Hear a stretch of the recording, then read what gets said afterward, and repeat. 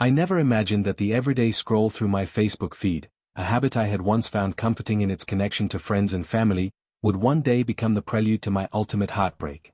For years, I'd watched from the sidelines as a particular woman, whose username was as cutting as her comments, gleefully mocked my marriage. Her posts were full of snark, demeaning captions, and icy critiques about how real relationships should be, and how mine was nothing more than a fair-weather romance built on compromise and stale routines. At first, I tried to ignore her cruel words, convincing myself that social media was a realm of exaggerated opinions and petty commentary.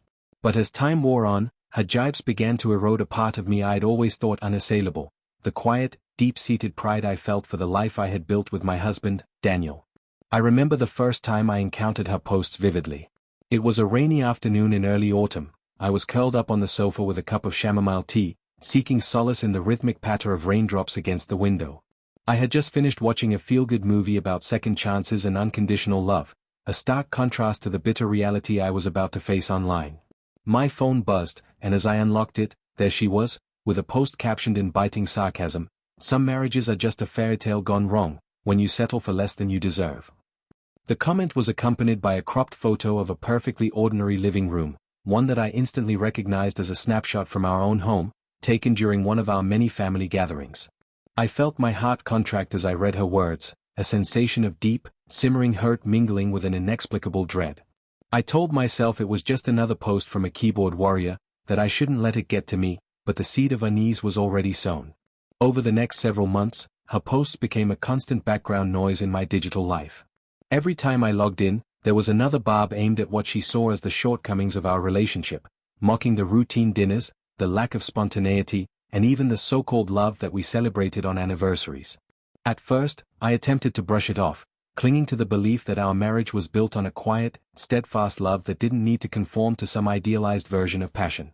Daniel, my husband, would always smile and assure me that his love for me was real, that the comfort and predictability of our life were the pillars of our strength. But as her online vitriol escalated, I began to notice subtle changes at home. Daniel started coming home later, his excuses growing more frequent and vague. The playful glances we once exchanged over dinner were replaced by distracted silences. I found myself growing more anxious, checking my phone compulsively for any sign of what I might have missed, any comment that could confirm my worst fears.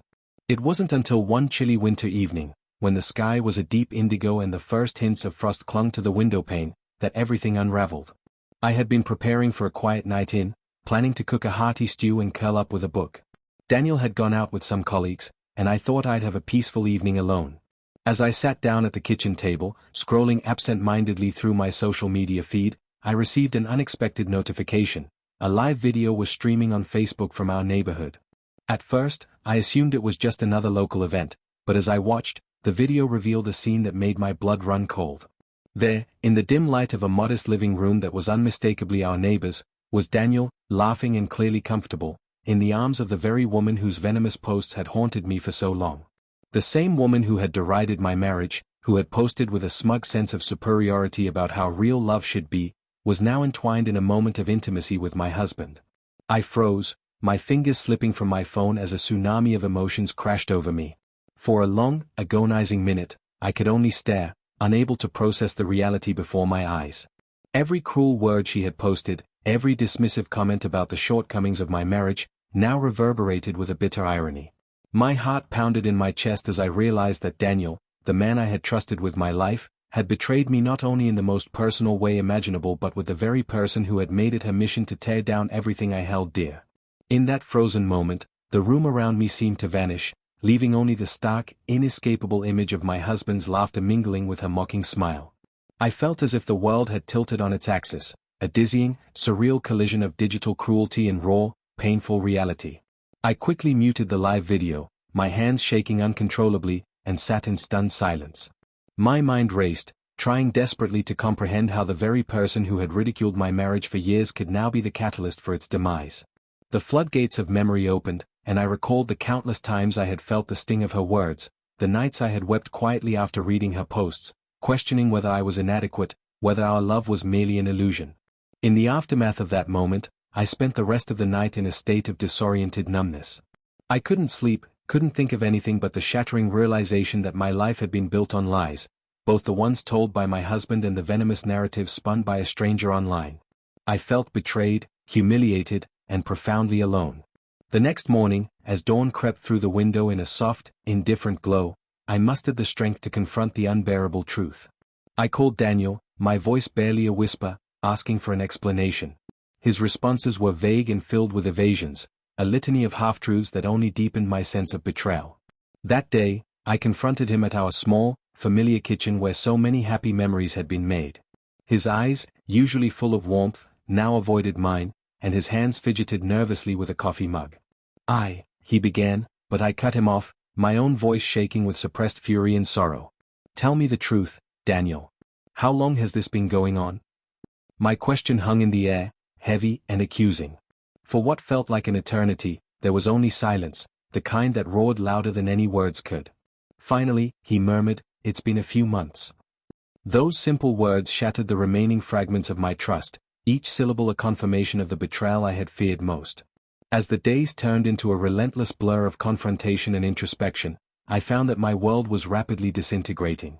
My family, who had once dismissed my quiet suspicions with patronizing laughter, now looked upon me with a mix of pity and disbelief. Their scorn, which I had always assumed was misplaced, now felt like a validation of my worst fears. Friends tried to console me, but their words seemed hollow against the weight of my grief. I felt isolated in a way I had never experienced before, alone in a prison of shattered trust and broken promises. In the midst of this emotional wreckage, I sought refuge in my journal, the only safe space where I could pour out the torrent of emotions that threatened to overwhelm me. Page after page filled with raw, unfiltered confessions became the battleground where my wounded heart fought against the despair. I wrote of the bitter irony that the very woman who had ridiculed my marriage on Facebook, a digital siren whose every post had been a jab at my insecurities, was now intimately entwined with the man I loved. I chronicled the slow, painful process of coming to terms with the reality of my husband's betrayal, the realization that the trust one had held so dearly was nothing more than a fragile illusion. In my writing, I began to dissect not only the betrayal itself but the myriad ways in which my own doubts had been weaponized against me. I questioned whether my instincts had been right all along, whether the seeds of suspicion that my family had mocked were, in fact, a premonition of the heartbreak that was now my reality. The act of writing, painful as it was, became a form of liberation, a means to reclaim my identity piece by piece from the ruins of a marriage that had turned sour. One rainy afternoon, as I sat by the window watching droplets race each other down the glass, I made a decision that would change the course of my life. I knew that if I were ever to move past this betrayal, I needed to face it head-on, to confront not only Daniel but also the painful truths that had been allowed to fester in the shadows. I decided that I would not allow myself to be defined by this moment of weakness, this moment of heartbreak. I resolved to find the strength within myself to seek the answers I deserved, even if those answers were as bitter as they were true. That very evening, with a heavy heart and trembling hands, I reached out to Daniel, asking him to meet me at the small cafe where we had once celebrated our anniversaries. I needed to see him face to face, to hear the unvarnished truth of his actions, and to confront the person who had shattered the sanctity of our marriage. As I sat in the quiet corner of the cafe, every minute stretched out like an eternity, my mind replaying the cruel images from the previous night.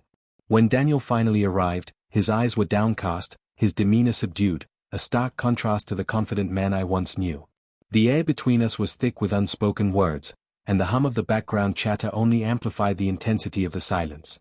"Jonathan," he began haltingly, addressing me with the familiarity of a man trying desperately to summon the courage to speak truthfully. "I'm sorry. I know I've hurt you beyond measure." His voice was soft, almost broken, and as he looked at me, I saw the flicker of regret in his eyes.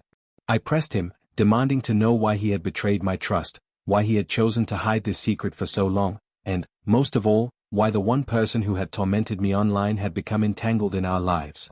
His answers were a muddled mixture of self-justification and remorse, explanations that only deepened the chasm between what I had believed and the harsh, unforgiving reality. I listened, my heart breaking with every word, feeling as if the foundation of my life were crumbling beneath me. In that moment of confrontation, I also felt the heavy weight of my family's judgment. Those relentless voices that had once mocked my doubts now echoed back at me in a way that left me numb with both vindication and sorrow. I realized that I had been left to bear this burden alone, shamed for having the courage to question what others had chosen to ignore. And yet, even as anger and despair warred within me, I sensed the stirring of something else, a faint, fragile ember of resolve. I understood that this betrayal, as devastating as it was, could also be the catalyst for a profound personal transformation, a painful, necessary step in reclaiming my identity and redefining my understanding of love and trust. That night, as I drove home under a sky heavy with unresolved darkness, I vowed to myself that I would not let this moment break me.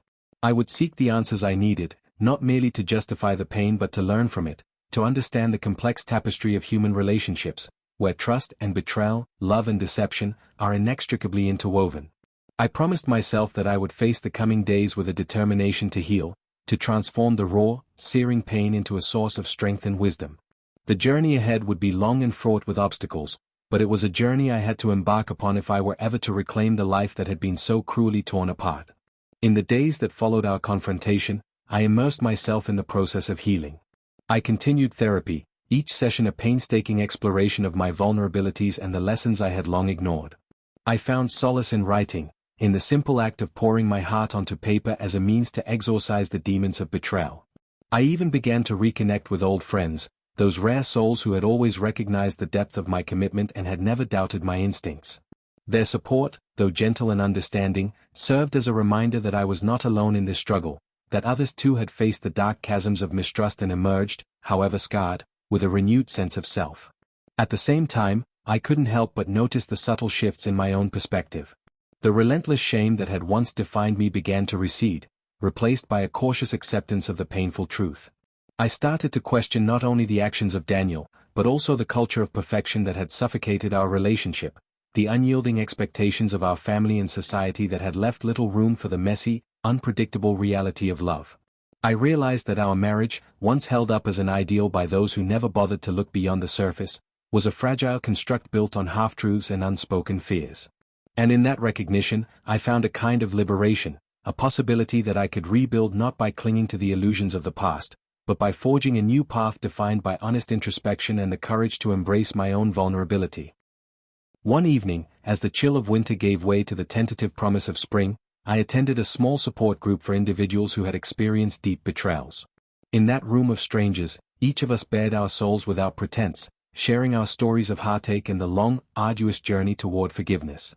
I listened to others speak of lost love and shattered trust, and I saw in their words a reflection of my own pain, a communal acknowledgement that betrayal, as devastating as it could be, also had the power to spark a transformation within us. It was in that space of raw, unfiltered emotion that I began to understand that every scar was not merely a mark of pain, but a testament to our capacity to survive and, eventually, to heal. Returning home from that meeting, I felt a renewed sense of purpose. I decided that I would confront the long-neglected part of myself, the wounded, insecure man who had allowed fear to dictate his reactions, and commit to rebuilding my life on a foundation of genuine, unguarded truth.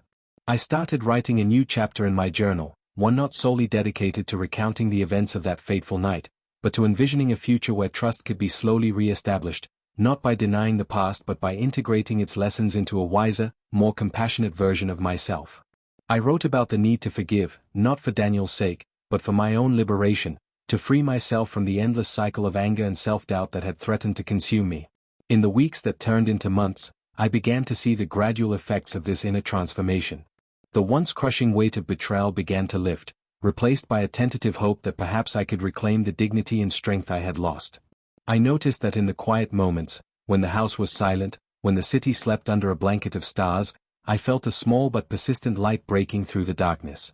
That light was the promise of renewal, the unspoken vow that every ending, no matter how devastating, carried within it the seeds of a new beginning. And so, even as I navigated the lingering pain of a shattered marriage, I began to embrace the possibility that I was, in fact, capable of rising from the ashes. I resolved that I would no longer allow the shame and isolation imposed by betrayal to define me. I would confront each day with the understanding that while trust might be fragile, it was not irreparably broken. Every conversation in therapy, every word poured out in my journal, every solitary walk beneath the quiet glow of streetlights, was a step toward reclaiming the man I once believed I was, a man capable of love, of forgiveness, and of rebuilding even when everything seemed lost. In time, I realized that the journey toward healing was not about erasing the past but about accepting it as part of the intricate mosaic of my life. The memories of that night, the bitter sting of Mark's call and Rebecca's tearful admissions, would always be with me, a permanent imprint on my heart. but they no longer held the power to define my future. I began to see that the raw truth of betrayal, painful as it was, had also forced me to confront my own limitations and, ultimately, to discover a strength I had never known I possessed. Now, as I sit here writing these final lines, I feel a profound, quiet acceptance of the journey I have undertaken. The road ahead remains uncertain, fraught with the echoes of past wounds and the challenge of rebuilding what has been broken. Yet, I also know that every day is an opportunity, a chance to forge a future defined not by the ghosts of betrayal but by the enduring promise of hope. I have learned that forgiveness is not a single, miraculous act, but a lifelong commitment to embracing the imperfections of those we love and, more importantly, of ourselves. I step forward now, with each heartbeat a testament to my resilience, ready to confront the challenges of tomorrow with the unyielding belief that even in the face of the deepest wounds, the human spirit can find a way to heal, to love again, and to ultimately rise above the scars of the past. The truth, as raw and unforgiving as it is, has set me free. And in that freedom, I find the courage to rebuild not only my shattered trust but also the promise of a life filled with honest connection, a life that, despite its imperfections, is mine to shape and cherish. I spent the days following that shattering phone call in a relentless blur of inner turmoil and quiet, agonizing reflection. The image of my wife, Rebecca, caught in the trap of betrayal, exposed by a call from her secret boyfriend, Mark, haunted me relentlessly. Every time I closed my eyes, I saw the terrified, guilty look in her face. I felt an overwhelming mixture of anger and sorrow, a grief so raw it felt as though my entire world had been ripped apart. And then there was the crushing shame. My family, who had once dismissed my quiet suspicions as nothing more than overactive imagination, now looked at me with a mix of pity and reproach, as if my worst fears had been a personal failing. In those early days, I alternated between wanting to lash out and feeling utterly paralyzed by the enormity of my emotions. I locked myself in the study for hours on end, pacing the length of the carpeted floor while my mind replayed every detail from that awful night. I remembered the phone's ring, a sound that now haunted every quiet moment, and the way Mark's measured voice had delivered that gut-wrenching revelation, "I'm with her, and I think you should know the truth." Every word cut through me like a shard of glass.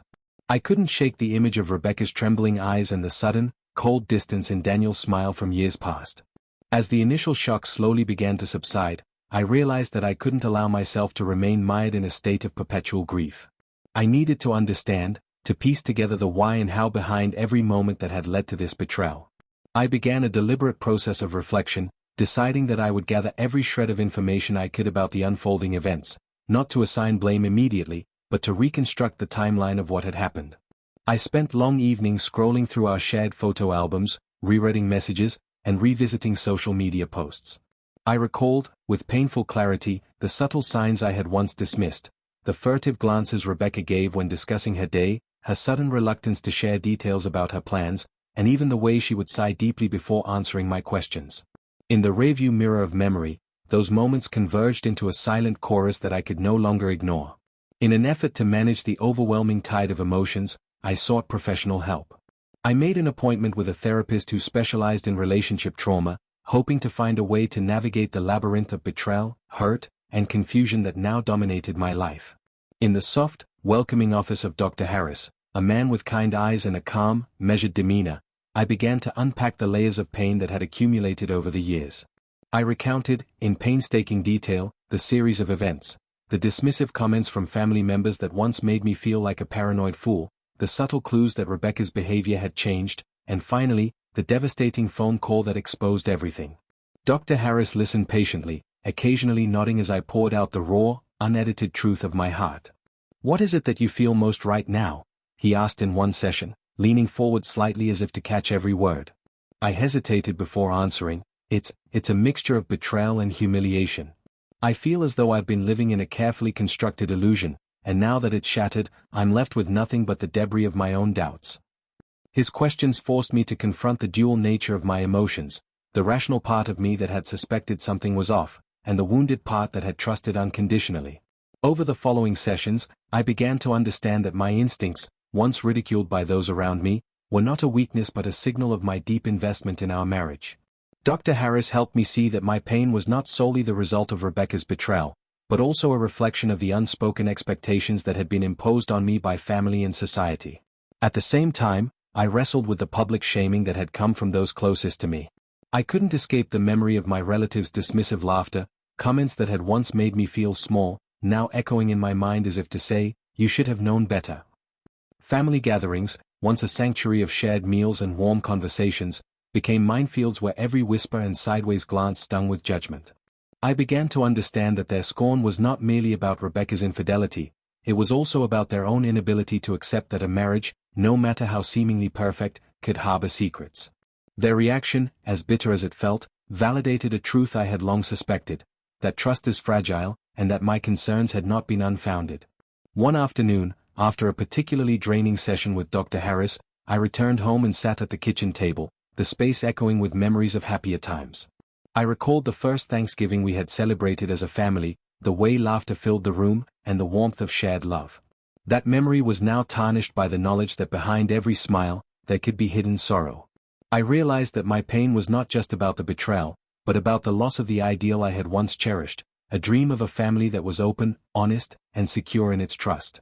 I began to wonder how I could ever rebuild that trust, not just in Rebecca, but in myself. Desperate for clarity, I decided it was time to confront Rebecca directly about the new twist in our unraveling story. There was the incident when Mark had called our house, a call that had confirmed the worst of my suspicions, and I knew I couldn't let that detail remain unaddressed. I sent her a text that read simply, "We need to talk. About everything." Her reply was immediate and hesitant, "Yes, please. I'm ready when you are." We agreed to meet at a quiet, low-key diner at the edge of town, a place where the din of everyday life might somehow muffle the raw intensity of our conversation.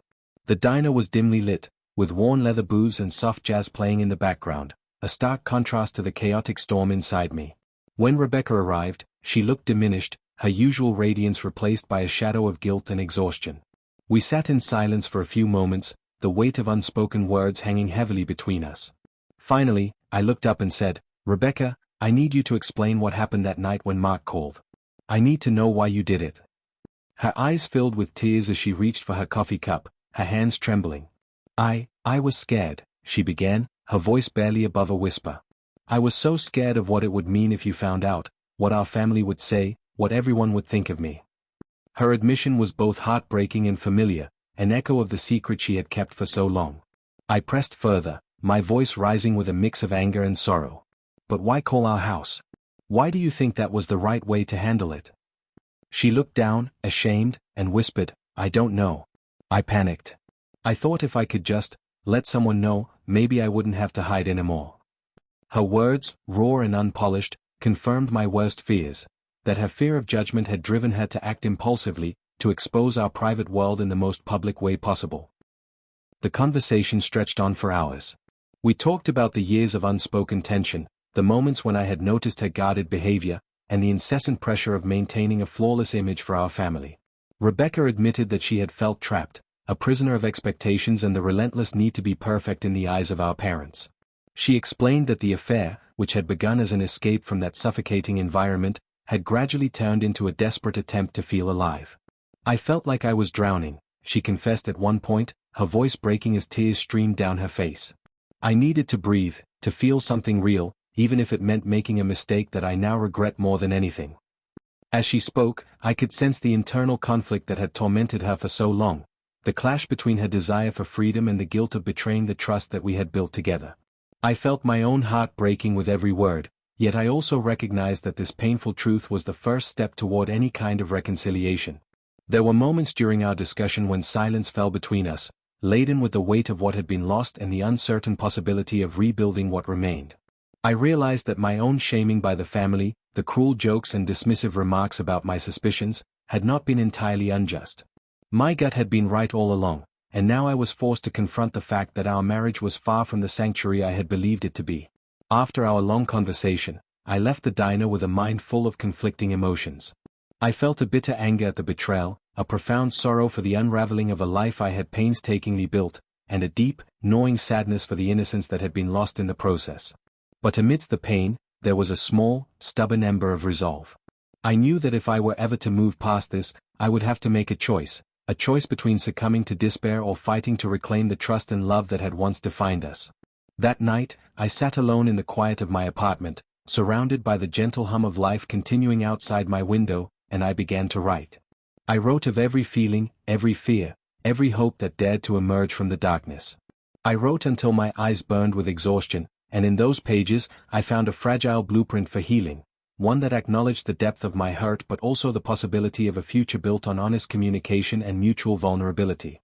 In the days that followed, I continued to see a therapist, determined to process the layers of betrayal and the deep-seated wounds left by both Rebecca's secret and the shaming I had endured from my family. With each session, I started to untangle the complex web of emotions that had defined the last several weeks. I began to understand that my suspicions, once marked as mere paranoia, were in fact a signal of my deep commitment to a relationship that deserved honesty. I learned that the pain of betrayal could serve as a catalyst for personal growth if only I allowed myself to confront it head-on. At the same time, I began to notice subtle changes in my interactions with the world around me. I was no longer the quiet, resigned husband who had silently accepted the status quo. Instead, I felt a rising need to advocate for truth, to challenge the dismissive attitudes of those who had once ridiculed my instincts. At family gatherings, I found myself speaking up, not to cast blame, but to assert that love, in all its messy imperfection, was worth fighting for. My voice, once silenced by shame, grew stronger with each conversation, each honest admission of vulnerability. I realized that if I could reclaim my own truth, perhaps I could help others see that it was okay to doubt, to question, and ultimately, to forgive. One evening, as the chill of early spring crept in and the world outside seemed to awaken from a long winter slumber, I decided to attend a support group meeting for individuals who had experienced deep betrayal. The room was a modest space in a community center, a safe haven where people gathered to share their stories without judgment. In that circle of strangers, each story was a raw tapestry of pain and resilience, woven together by the common thread of having been hurt by those they loved. I listened, enraptured and humbled, as one woman after another recounted her journey from betrayal to healing. Their courage in speaking of their darkest moments stirred something deep within me, a determination that I, too, could emerge from this ordeal stronger and more whole. As I walked home that night, the cool air brushing against my skin, I felt a tentative sense of renewal. The wounds inflicted by Rebecca's betrayal and the public shaming I had endured would not disappear overnight, but they were beginning to transform into a source of inner strength, a reminder that even the most devastating truths could pave the way for rebirth. I resolved that I would no longer let the actions of others define my self-worth. Instead, I would channel the pain into a commitment to live more authentically, to seek relationships founded on true trust and mutual understanding. That resolve led me to a quiet morning of introspection. I sat at my desk, the soft light of dawn filtering in through the window, and began writing a letter to myself, a promise that I would rise above the scars of the past. I wrote about the lessons learned from every harsh word and every painful moment, about the unexpected support I had received from friends and even some family members who had come to see the truth. I vowed that I would no longer allow my instincts to be mocked, that I would trust in my ability to discern the truth, even if it meant facing a future fraught with uncertainty. My words, written in a shaky yet determined hand, became a beacon of hope in the midst of a turbulent time. As the days turned into weeks, I began to see subtle signs of healing. The raw anger that had once consumed me started to give way to a more reflective sadness, a sorrow that acknowledged the loss but also the possibility of renewal. I found that every therapy session, every honest conversation with Rebecca, and every supportive word from a friend added a new layer to my understanding of trust. I learned that trust was not a static state, but a dynamic, evolving process, one that required constant care, honest dialogue, and the courage to confront our deepest fears. At one point, during a long walk along a tree-lined street as the buds of spring began to emerge, I realized that I was finally starting to let go. The memories of that fateful night would always be a part of me, but they no longer held the power to imprison me in a cycle of bitterness and regret. Instead, I began to see them as a catalyst for growth, a painful yet necessary step in the journey toward a more authentic life. I recognized that my suspicions, though once the subject of ridicule, had been an integral part of my intuition, a voice that, if nurtured, could guide me toward more honest relationships in the future. In that moment of quiet clarity, I resolved that I would use my experience not as a source of endless pain, but as a stepping stone to reclaim my power. I would continue to challenge the dismissive attitudes that had once made me feel so small, and I would stand by my truth, even if it meant confronting uncomfortable realities about love and trust. I reached out to a few friends, inviting them to share in my journey, and their responses were overwhelmingly supportive. Their stories of heartbreak and eventual healing reinforced my belief that while betrayal could break us, it could also, in time, build us back up in ways we never imagined. The support group meetings, the therapy sessions, and my own reflective writing all converged to create a tapestry of resilience, a mosaic of moments that, while scarred by betrayal, were also imbued with the quiet promise of a new beginning. I started to see a future where the wounds of the past were not hidden or denied, but embraced as essential chapters in my own story, a story of a man who, though betrayed and shamed, had found the strength to rise again. By the time I sat down one evening to review my journal, I realized that I had come a long way from that dark, lonely night when Mark's call first shattered my world. I read pages filled with raw emotion and unflinching honesty, and with each word, I felt the heavy burden of betrayal lighten, replaced by a cautious hope for what might yet be. I knew that the road ahead was still uncertain and that there would be days when the pain would return like a relentless tide. But I also knew that I was no longer defined by that single, shattering moment. I had learned that true strength lies in acknowledging our vulnerabilities, in facing our deepest fears, and in daring to rebuild even when the odds seem insurmountable.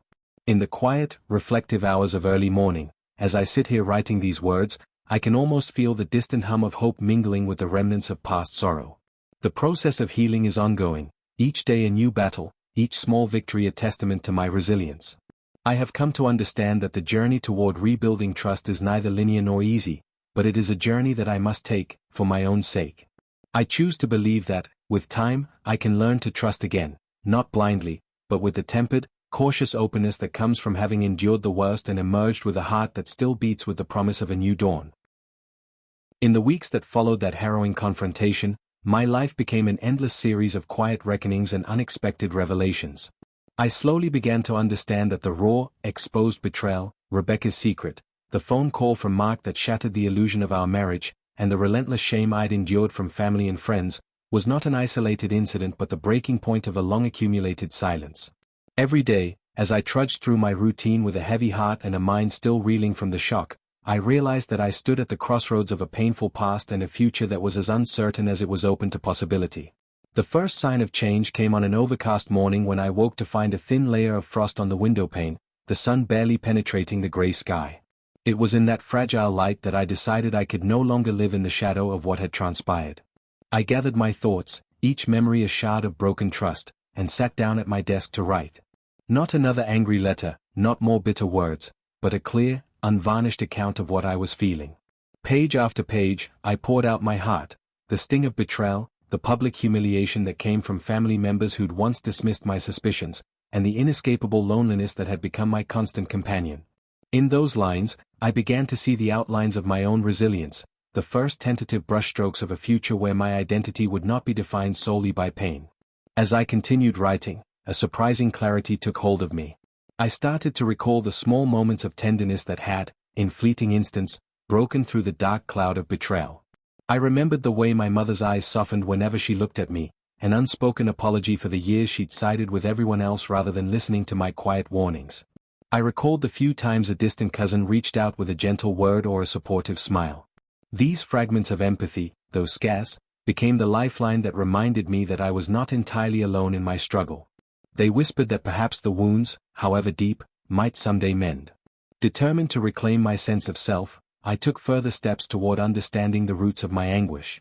I resumed my sessions with Dr. Harris, where I explored the history of my own insecurities, memories of feeling small in a world that demanded perfection, of internal voices that constantly questioned my worth. In our sessions, I began to see that my suspicions, once marked as mere paranoia, were in fact the product of a lifetime of subtle betrayals and unmet expectations. Dr. Harris helped me understand that trusting someone requires a certain vulnerability, a willingness to risk heartbreak for the possibility of deep connection. That insight, though painful, was also liberating. It meant that my past doubts were not evidence of weakness, but a reflection of how fiercely I cared. At the same time, Rebecca and I slowly started to meet again, away from the chaotic glare of public scrutiny and family judgment. Our encounters were tentative at first, a shared cup of tea in a quiet cafe, a walk through a park where the buds of early spring hinted at renewal, and long conversations in the late hours of the night when the world was quiet enough to allow for honest confessions. In these moments, we talked not just about the affair or the shame that had followed, but about our own fears and the crushing pressure of expectations that had driven us apart. Rebecca admitted that, for years, she had felt trapped by the relentless demand to be flawless, that the freedom of expressing her true self had been stifled by a constant need to protect the image our family prized.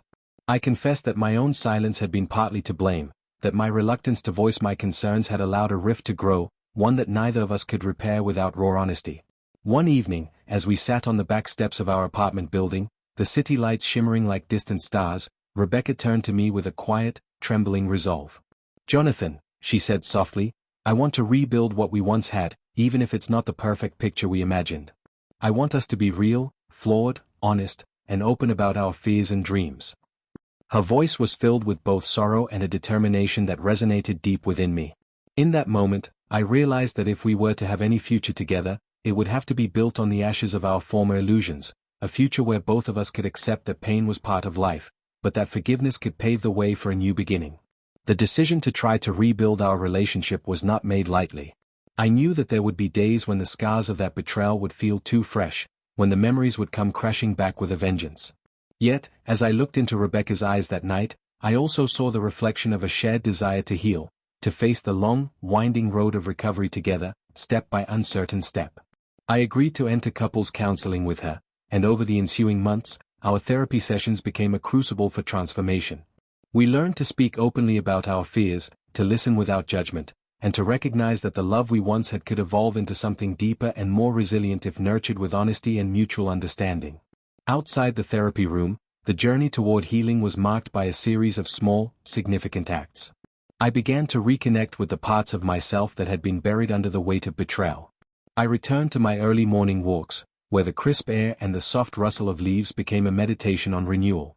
I took up sketching again, each drawing a tentative declaration that beauty could be found even in brokenness.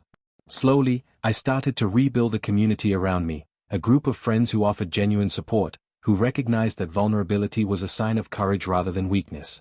Their presence was a soothing balm that helped ease the relentless ache of loneliness, reminding me that even amidst betrayal, there was still kindness to be found. At family gatherings, the atmosphere, though still tinged with the memories of that shattering night, began to change in subtle ways. I noticed that some relatives, once so quick to mock my suspicions, now exchanged knowing glances as if to silently acknowledge that the truth was far more complicated than anyone had dared to admit. My parents, who had once ridiculed me for questioning the perfection of our marriage, now wore expressions of regret and subdued sorrow. It was as if the shock had forced them to confront the reality that no family is immune to secrets and betrayal. In that shared understanding, I sensed a cautious possibility that the bonds of blood might, over time, mend in the light of honesty. One particularly memorable day, several months into our arduous journey of healing, I found myself sitting on the porch of our apartment as dusk settled softly around me. The sky was painted with hues of pink and orange, a gentle reminder that even after the darkest nights, the promise of a new dawn was inevitable. Rebecca joined me on the porch, and we sat in silence for a long moment. Then, almost imperceptibly, she reached for my hand. In that simple gesture, a touch that conveyed both apology and hope, I felt a stirring of the old warmth that had once defined our love. We talked about the future that we might build together, a future that would not be free from challenges but would be anchored in a shared commitment to truth, vulnerability, and growth. In the following weeks, our renewed efforts began to bear fruit. The counseling sessions, though still emotionally taxing, gradually helped us untangle the web of hurt and resentment. We learned that forgiveness was not about excusing the mistakes of the past, but about choosing to embrace the future despite them. I discovered that by sharing my own fears and insecurities with Rebecca, I could slowly rebuild the trust that had been so callously broken. We set small, attainable goals for our relationship, like spending an entire day without discussing the past, or planning a simple outing where we could enjoy each other's company without the heavy weight of secrets. Each small victory was a testament to our determination to move forward. There were, of course, setbacks. There were nights when the memory of that devastating call still came rushing back, when the voice of Mark echoed in my mind and every detail of Rebecca's hidden affair flared up like a fresh wound. In those moments, I would retreat into the sanctuary of my journal or seek comfort in the supportive words of a close friend. I learned that healing was not a destination but a continuous journey, a series of steps forward, sometimes followed by a painful step back, but always a progression toward a more authentic self. As spring blossomed around us, I began to see the transformation not just in our relationship but in myself. I no longer felt defined solely by the betrayal I had endured, but by the resilience I had discovered in the aftermath. I had learned that even when trust is shattered, it is possible, albeit slowly, to rebuild it, not as a fragile, brittle thing, but as something more robust, forged in the fires of honesty and mutual vulnerability. I discovered that the true measure of love was not in its perfection, but in its capacity to endure, to evolve, and to embrace the reality of our imperfections. Now, as I sit here writing these final words in the soft, golden light of an early summer evening, I feel a quiet, unyielding hope stirring within me.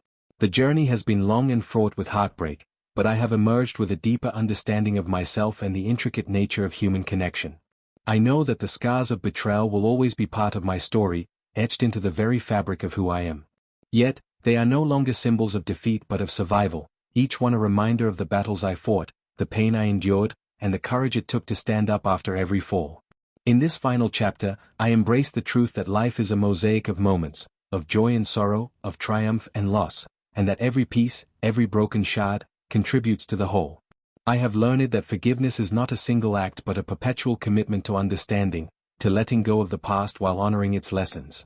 I have come to realize that even the deepest wounds can give way to new beginnings, that even after the most devastating betrayals, the promise of love can be reborn.